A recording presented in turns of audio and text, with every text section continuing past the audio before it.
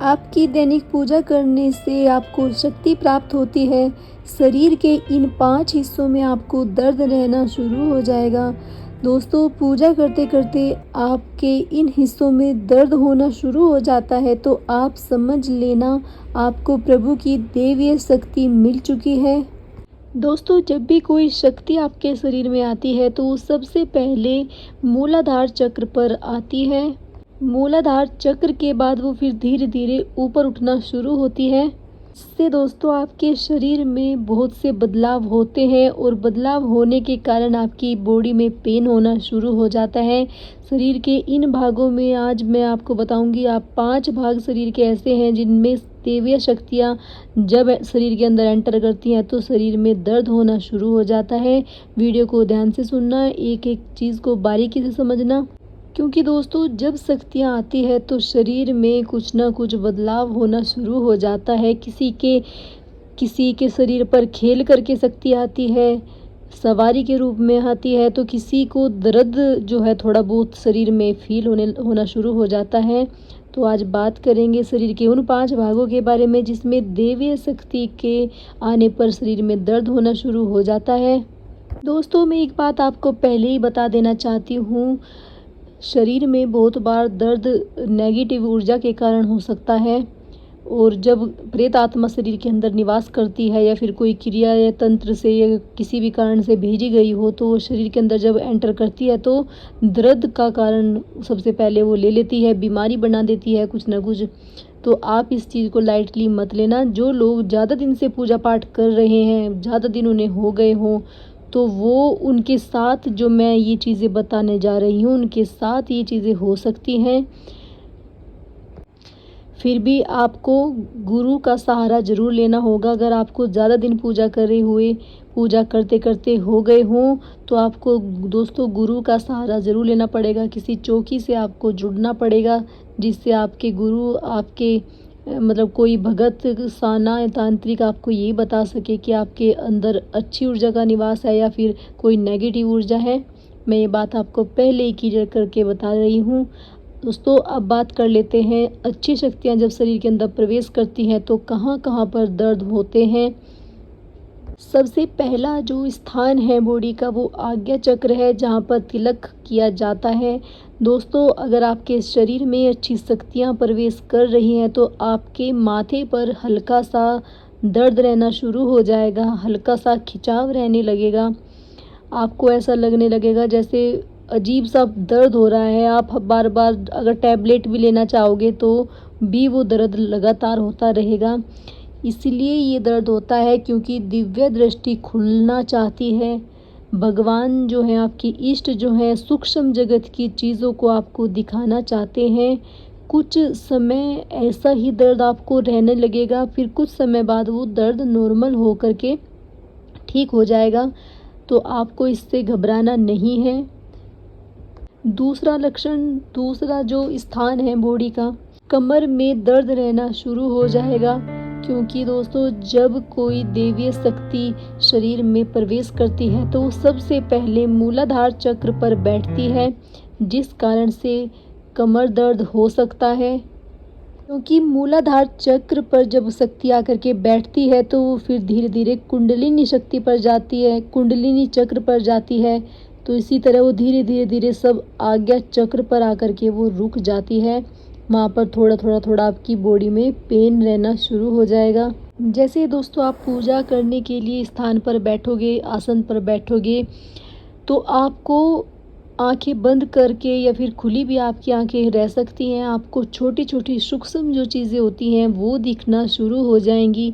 आपको भूत प्रेत दिख सकते हैं। आपके घर पे अगर नेगेटिव ऊर्जा का वास रहा हो कुछ समय पहले तो वो आपको दिख सकते हैं। भूत प्रेत आपको दिख सकते हैं। आपको अपने भगवान के, अपने इष्ट के भी दर्शन हो सकते हैं।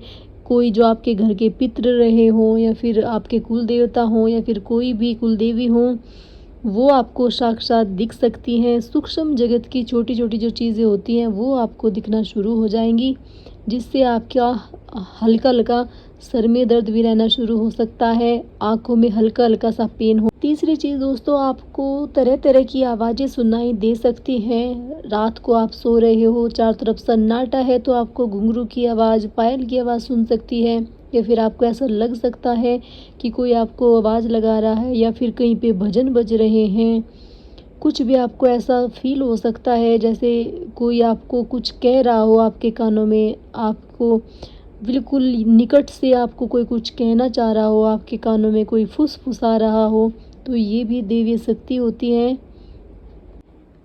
ये कारण आपको ऐसा भी हो सकता है जैसे आप कहीं किसी के घर गए हो रिलेटिव के, या फिर आप कोई ऐसी जगह गए हो, मतलब अपने घर से बाहर आप गए हो, तो वहाँ पर भी आपको ये चीज़ें फील हो सकती हैं। आपको आपके कानों में कुछ ना कुछ सुनाई दे सकता है। जो आसपास की नेगेटिव ऊर्जा है उसको आप बहुत जल्दी कैच कर सकते हो। आपकी बॉडी उसको बहुत जल्दी आपको बता सकती है कि यहाँ पर कुछ ना कुछ गलत चीज़ है, कोई भूत प्रेत है, कोई नेगेटिव चीज़ है। तो उस सब कुछ दोस्तों उसी इंसान के साथ होता है जिसको देवी शक्तियाँ मिली होती हैं, जिसको ज़्यादा दिन पूजा पाठ करे हो जाता है, ज़्यादा दिन से पूजा पाठ करते हैं, कई कई साल बीत जाते हैं पूजा पाठ किए हुए, तब धीरे धीरे जा कर के प्रभु जो है उन्हें अपनी देवी शक्तियाँ देना शुरू करते हैं, जिससे वो अपने चारों तरफ हो रही एक्टिविटी को नोटिस कर सकते हैं, पता कर सकते हैं कि कहीं नेगेटिव ऊर्जा तो नहीं है, या फिर कहीं पॉजिटिव ऊर्जा तो नहीं है। तो आप किसी को कुछ भी बात बोल दो वो सत्य हो जाएगी। इसीलिए दोस्तों जो पूजा पाठ करते हैं वे बहुत ही, उन लोगों को बहुत ही कम बोलना चाहिए, ज़्यादा नहीं बोलना चाहिए, क्योंकि ये नहीं पता होता है कि कब वो कोई सी बात बोल दे और वो सत्य हो जाए। इसीलिए ही ज़्यादा जो बड़े महापुरुष होते हैं, भगत होते हैं, वो बहुत ही कम बोलते हैं, चुप रहते हैं ज़्यादा से ज़्यादा। के लिए भी जो वचन बोल देते हैं तो वो सत्य हो जाते हैं। पांचवी जो जगह है दोस्तों वो है आपके हाथों में। आपने देखा ही होगा जब कोई किसी को आशीर्वाद देते हैं, या भगत जो होते हैं, साधक जो होते हैं, वो चौकी लगाते हैं, अगर कोई उनके वहाँ पे आता है तो वो सिर पे हाथ रख के उनको आशीर्वाद देते हैं। तो आशीर्वाद देने का कारण यही होता है कि हम जो भगत होते हैं वो अपनी अच्छी ऊर्जा को किसी दूसरे के शरीर में ट्रांसफ़र कर सकते हैं हाथ रख के। आपने ये टीवी सीरियल होते हैं, जो धार्मिक टीवी सीरियल होते हैं, उनमें भी आपने देखा होगा जो बड़े बड़े तपस्वी होते थे, महापुरुष होते थे, वो किसी को सर पे हाथ रख के उनकी दिव्य दृष्टि खोल देते थे, या अपनी जो वे अपनी कमाई से जो उन्होंने शक्तियाँ कमाई थी वो अपनी शक्ति उन्हें दे देते थे।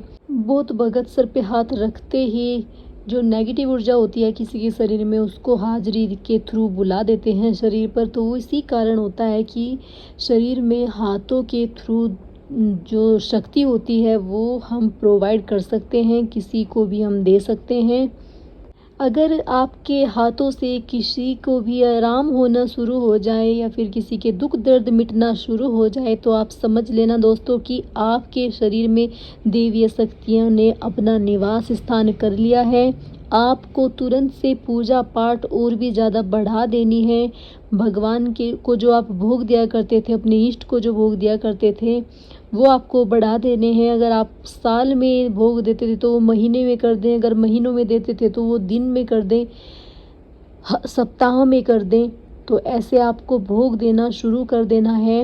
अगर कम भोग देते थे तो ज़्यादा भोग देना शुरू कर दें, क्योंकि भोग से शक्तियाँ बहुत ज़्यादा प्रसन्न होती हैं। दोस्तों आशा करती हूँ आज की वीडियो आपको पसंद आई होगी।